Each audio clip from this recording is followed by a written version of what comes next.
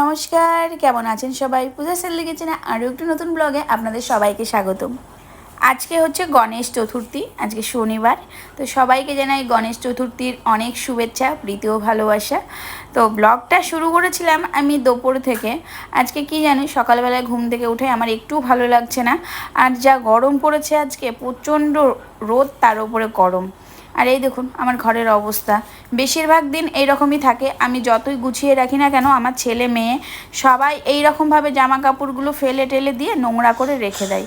তো আজকেও সেম একই রকম করেছে, বিছানার উপরে গুছিয়ে রেখেছিলাম, তো দুই ভাই বোনে মারামারি করতে গিয়ে সমস্ত কিছু ফেলে দিয়েছে।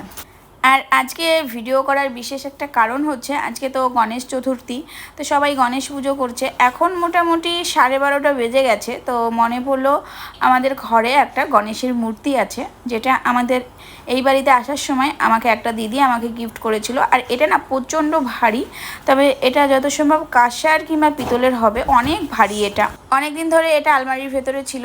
তো ভাবলাম আজকে যেহেতু গণেশ পুজো হচ্ছে, আজকে এটাকে ঠাকুর ঘরে নিয়ে গিয়ে প্রতিষ্ঠিত করে আমি পুজো করব। তো 12:30 বাজে, এই রোদের মধ্যে আমি যাচ্ছি ফুল তুলতে। অন্যান্য দিন বেশিরভাগ আমি ফুল তুলতে যাই না বাগানে, আমি শুধু সোমবার আর বৃহস্পতিবারে যাই। তো আজকে যেহেতু গণেশ পুজো করব, ভাবলাম আজকে বাগান থেকে ফুল তুলে নিয়ে আসি। আর এদিকে রোদের তাপটা দেখুন, কিন্তু আকাশটা দেখতে বেশ ভালোই মিষ্টি লাগছে, কত সুন্দর বাদলগুলো আর একদম নীল আকাশ। তো বাগানে এসে দেখতে পেলাম ফুল নেই, কারণ আজকে গণেশ পুজো, হয়তো অনেকে সকালবেলায় ফুল তুলে নিয়ে গেছে। তো দেখলাম অনেকগুলো মৌসুমি লেবু, তো মৌসুমি লেবুগুলো অনেক পেকে গেছে, মানে হলুদ হলুদ হয়ে গেছে, অনেক দিন ধরে আসা হয়নি। তো অনেকগুলো আমি পেরে নিয়েছিলাম, 6-7টার মতো। তারপরে ভাবলাম এগুলো দিয়ে পুজো করব।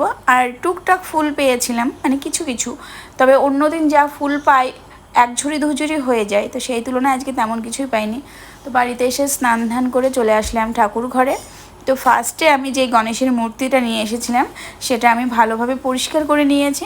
এখন আমি ঘি, মধু, আরও যা যা থাকে আমার, মানে শিবলিঙ্গ, তারপরে আরও যা মায়ের মূর্তি, রাম মূর্তি আছে, সবাইকে যেভাবে স্নান করাই, আমি সেম একই রকমভাবে গণেশ মূর্তিটাও আমি ভালোভাবে পরিষ্কার করে নিয়ে এখন আমি স্নান করিয়ে দিচ্ছি।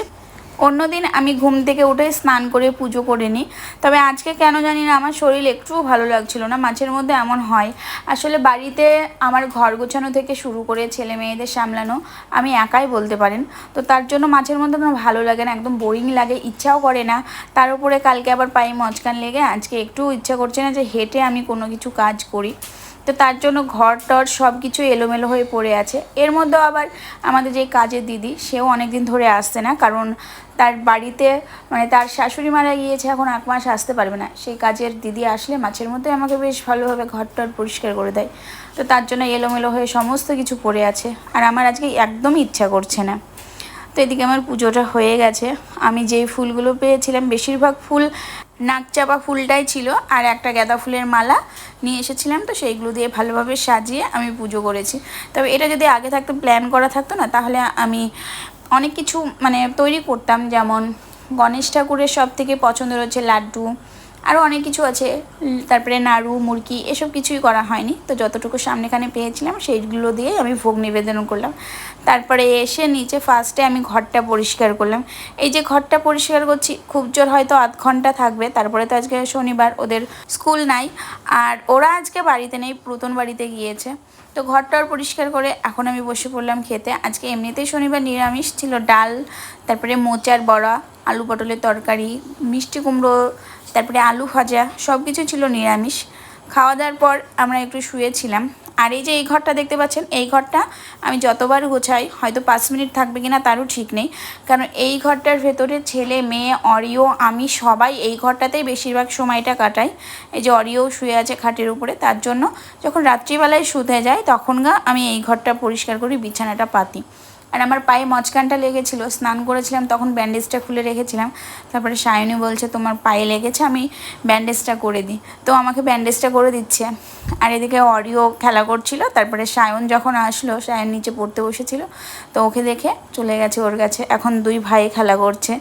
আর সায়ন এদিকে আমার ব্যান্ডেজটা লাগাতে পারছে না, ওকে আমি বারণ করছি, তবুও ও যেন শুনছিল না, ব্যান্ডেজটা লাগিয়ে দিচ্ছিল।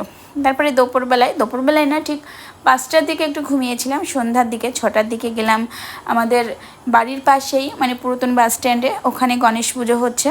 ছেলে মেয়ে ভাই অরিও সবাই একসাথে গিয়েছিলাম। এই প্যান্ডেলটা খুব সুন্দর লাগছে, আর এটা কিন্তু একদম দেবালয়ের পাশে। আর এই প্যান্ডেলটা সত্যিই অনেক সুন্দর হয়েছিল, ভিতরটাও খুব সুন্দর লাগছিল। এই বছর প্রথম করেছে মিষ্টুরা, মানে মিষ্টু ভাই তার বন্ধু বান্ধবী সবাই মিলে সব ছেলেপিলে আয়োজন করেছে। গণেশের মূর্তিটাও কিন্তু অনেক সুন্দর হয়েছে। তারপরে ছেলে মেয়েদের নিয়ে একটু ঘুরে বেড়ালাম, কারণ ওদের তো সেইভাবে ঘুরতে নিয়ে যাওয়াই হয় না। তো ওরা বললো ফুচকা খাবো, তো ফুচকার ওখানে নিয়ে গেলাম, ওদেরকে ফুচকা খাইয়ে দিলাম।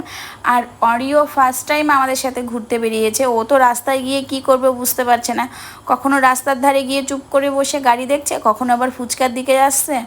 তো ফুচকা খেতে খেতে দই ফুচকা খাবো, পাশে আর একটা দোকান ছিল, সেখানে দই ফুচকা বানাচ্ছিল।